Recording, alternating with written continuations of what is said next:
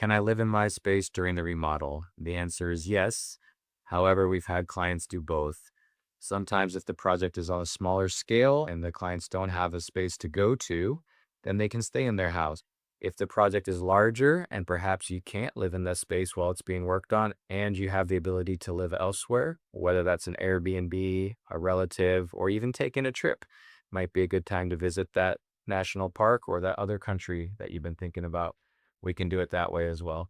Either way, our crews are respectful and polite of your personal space. We do our best to control dust, setting up plastic walls, putting down floor protection. We keep our workspaces tidy, being aware of potentially small children or pets that might live in the space. Regardless of whether or not you're there or you're elsewhere, we'll do our best to communicate with you, keeping you up to date on what to expect at your project, what day the subcontractors are coming, what's happening next on the schedule, when we anticipate being done, anything we can do to make it easier for you. Give us a call today and we'd be happy to talk to you about your project.